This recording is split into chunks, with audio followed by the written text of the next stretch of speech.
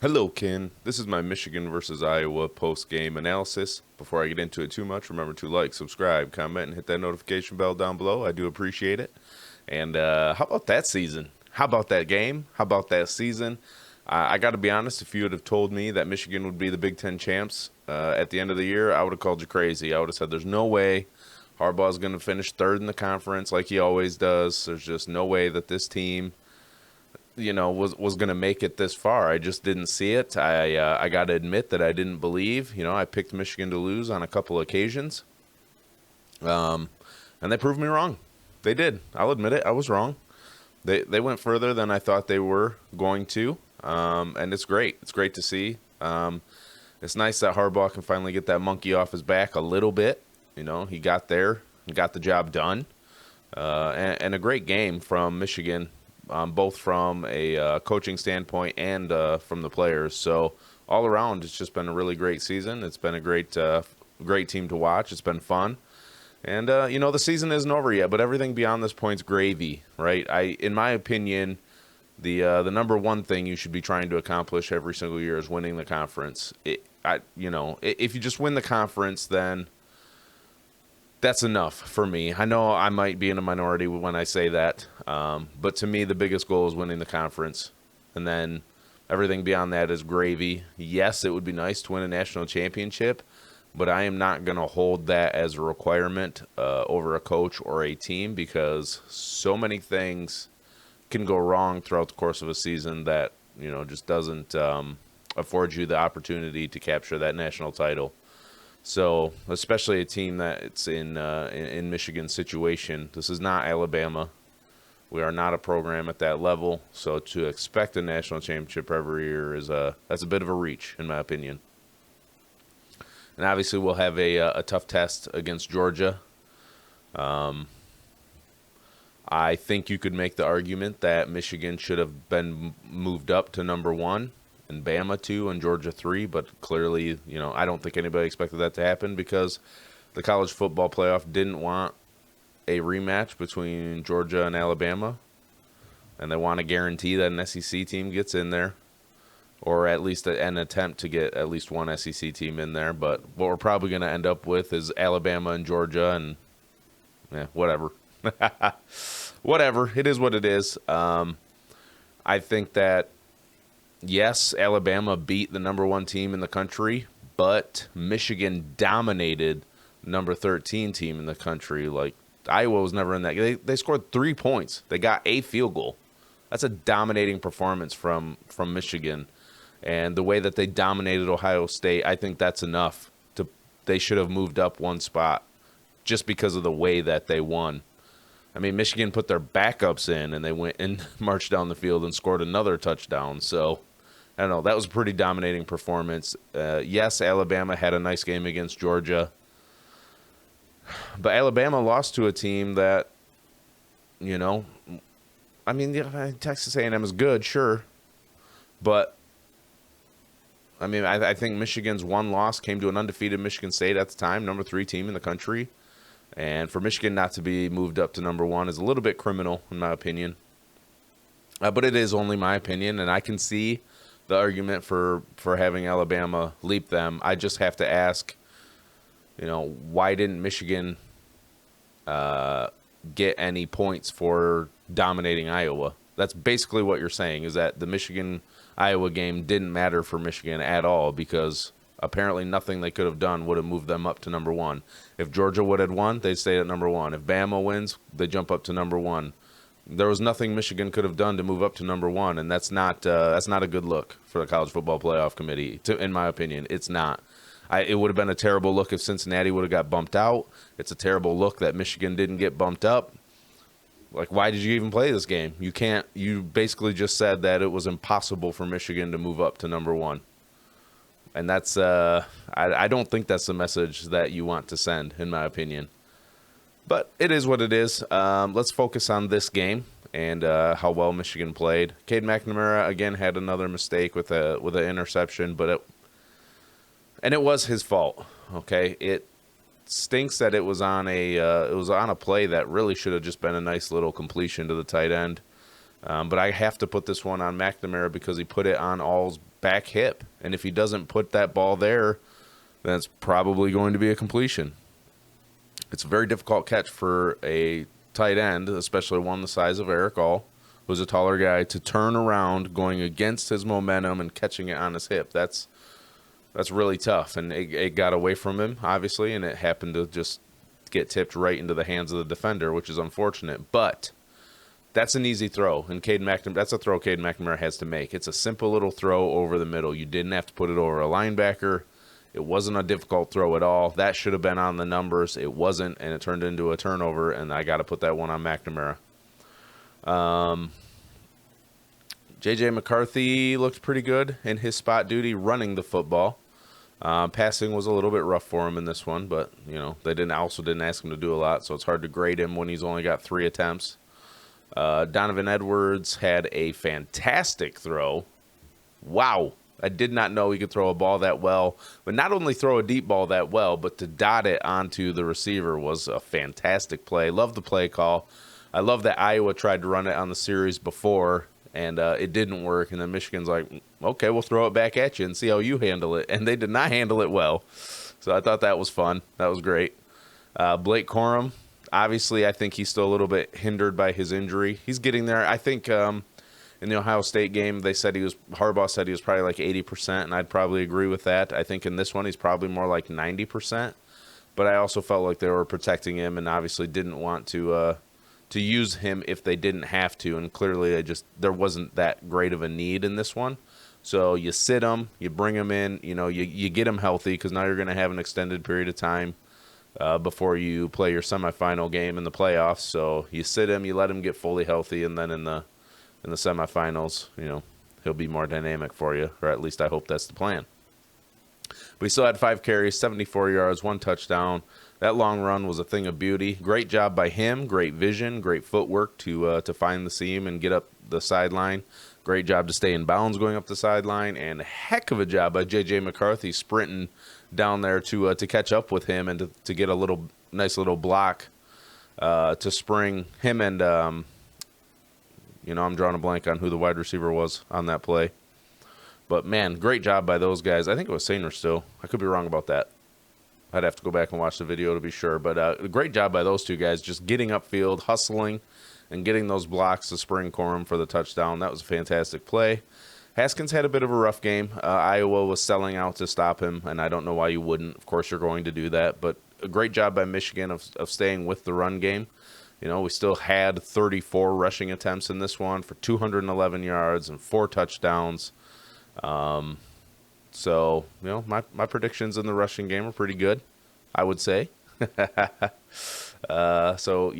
felt like we would have opportunities to run the ball well against Iowa. I was not expecting them to be so good on a down-to-down basis and for us to get all of our yards on some big runs. But, hey, that's how it works out sometimes. And the numbers were there, so that's great. Haskins, 17 carries, 56 yards, 2 touchdowns. Just a solid day, and I'm glad that Michigan stuck with him. He still had 17 carries on a day when he was only getting 3.3 yards per carry.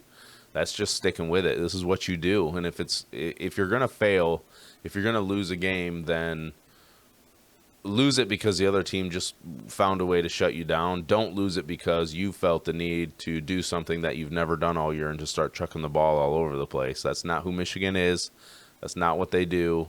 So just stick with what you do and trust in it, and that's what they did. A.J. Henning, 1 carry, 29 yards. J.J. McCarthy, 4 carries, 23 yards. Cornelius Johnson, 1 for 17. And this is a point where I'd like to really touch on the offensive play calling. I think it's been really good. As I said in my last video, I think Harbaugh and Gaddis are finally on the same page, and so Harbaugh's allowing Gaddis to be more creative now that he feels like he can trust him to not get away from the rushing attack. I think early in the season, Harbaugh, he would never admit it, but I think Harbaugh had a very heavy hand in the play calling. You saw a lot of vanilla runs, not a whole lot going on in the passing game. And as the year's gone on, especially these last few weeks, you see more creativity all the way around, more motion stuff this week, which was great, more end arounds, a little more read option with J.J. McCarthy going in there. And even in the passing attack, there's more creativity. You had the halfback pass, you had a flea flicker, and all that stuff. it makes it very difficult for the seam route to Schoonmaker, who had a couple of fantastic. I mean, a lot of these guys, I haven't got to receiving yet, and while I'm thinking about the play calling, I have to call out the receiving in this game was fantastic. Some really phenomenal catches for some difficult balls. So great job by the receiving corps. But yeah, the play calling was fantastic. It was creative, and I think as that trust has grown between Harbaugh and Gaddis, so now Harbaugh feels like, okay, I got Gaddis to a point where he sees things my way. You got to stick with the run game. We're a rushing football team. That's our identity. Then if you want to sprinkle some creativity on top of it, awesome, right? I think that's really the reason why Harbaugh brought him here in the first place, is for that creativity that he can kind of mix into Harbaugh's strict rushing attack. So I think they're on the same page. I think it's paying huge dividends right now. And I'm excited to see, where this offense can go in the future, especially with some of the young talent we have on the roster. Receiving, Roman Wilson, 2 receptions, 82 yards and a touchdown. Schoonmaker, 2 for 49.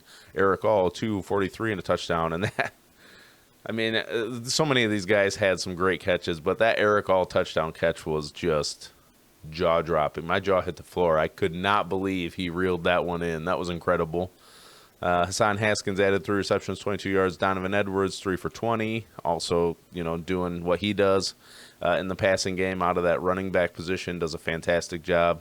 Cornelius Johnson, 1 for 15. He got a sprinkling of some other guys in there. Just a great game. Really was. We did not get the sacks against Iowa that I thought we would. I felt like Iowa had...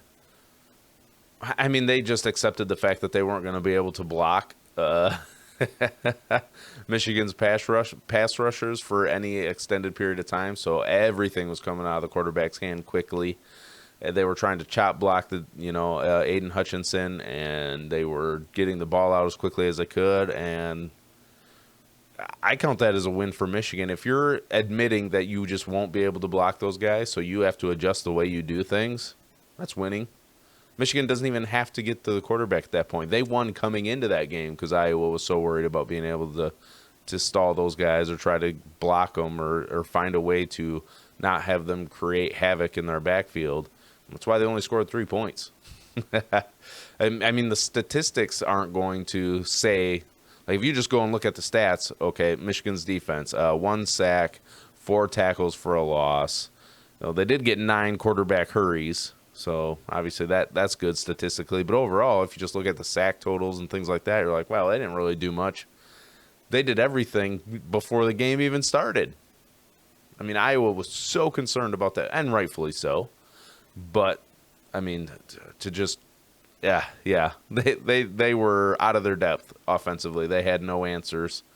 And so even though it doesn't show up statistically for Michigan, it was a great game defensively for those guys. The defensive play calling was fantastic.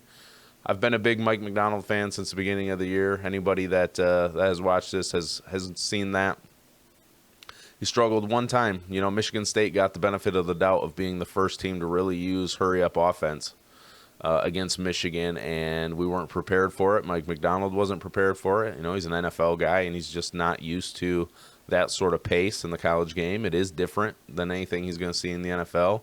And, we've seen teams try to use that now, and it's not working as well. So, Michigan State got the benefit of being the first team to use it and to catch Michigan off guard, and the teams that have came after, unfortunately, have not been so fortunate. You saw Ohio State try to use it quite a bit, and it didn't really do much to help them in that game, and Iowa even tried to use it a few times, which I feel like is a bit uncharacteristic for them, hoping to just catch Michigan off guard, and they were prepared for it. So that's good. I'm a big Mike Macdonald fan. I hope we're able to keep him around for a while, but that seems unlikely, if I'm being honest.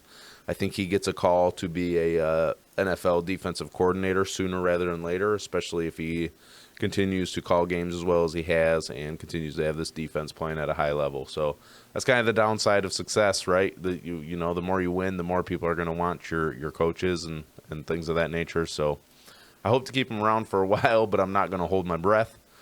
But overall, this was a great game. Iowa just struggled mightily. Their quarterback, they had no answer.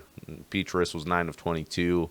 Padilla was 10 of 15, but also had an interception. So even though his passing numbers might look a little bit better on paper, Petrus actually had a better QBR. So not great. Their rushing attack actually wasn't terrible. I don't know why they didn't stick with it a little bit more, especially that Gavin Williams. He was having a nice game, but he only got 12 carries. 12 carries, 56 yards, 4.7 yard per carry average. Goodson 18 for 50, so a rougher day for Goodson for sure. Michigan was definitely making sure to keep him in check, but I thought Williams was running the ball well, and they just didn't give him the ball enough. And obviously later in the game, in the second half when Michigan really started to take control, it's tough to stick with the run when you're running out of time. And when a team is getting up on you by that much, then obviously you have to abandon the running game. But I don't think Williams got enough carries in the first half, honestly. Laporta had a nice game, 6 receptions, 62 yards. And that kind of filtered down from there. Goodson was the next with 6 receptions for only 28 yards. Jones, 2 for 41. So they didn't really get a whole lot going. Our offensive line, now that I'm looking at Iowa's defensive stats, they only had 1 sack, 6 quarterback hurries. Our offensive line has just been fantastic this season. I think the coaching changes, the shuffling of the staff and getting guys into the spots that they're in right now was a fantastic move by Jim Harbaugh. And it's paid huge dividends. Our offensive line is fantastic. They gave the quarterbacks plenty of time to throw the football. Even the sack and some of those hurries was after the quarterback was standing in the pocket for 5 seconds and just couldn't find anywhere to go with the football. So those stats might even be a little bit misleading for the sake of the offensive line, who really played well, had great protection. The run blocking was fantastic again. Yes, Iowa made some plays defensively to stop our run game, but they were also selling out to do that. Because if you don't sell out to do that, then Michigan's just going to run over you over and over again. So, yeah, I got to sing their praise as well. Offensive lines played great this year.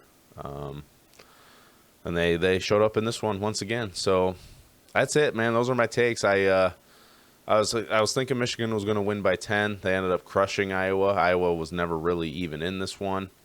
3 points. They moved the ball early, and then after that it was all Michigan. So we came in, we dominated, we got the win. We got our first Big Ten Conference championship since the championship game started, and we're going to make our first appearance in the playoffs, and hopefully that game goes as well as this one did. It'll be a tough matchup against Georgia. Do I think we have a chance? Sure we do. Why don't we? Every game, anybody's got a chance. I think that it's going to be a defensive grind in that one. Both defenses coming into that one are very, very good. And I think both offenses leave a little bit to be desired. I don't think our offense nor Georgia's are all that explosive. So I think it'll be a bit of strength on strength in this one, weakness on weakness, and we'll just have to see. Or I'm sorry, it'll be a bit of weakness on strength both ways, I guess is a better way to say it. Our offense is a bit weaker than our defense, and so same for Georgia. So we'll just have to see how it all plays out. I'm just excited to be there. I really am. It's great that Michigan finally made it. Feels good. So I'll wrap this one. Remember, all love all the time. Peace.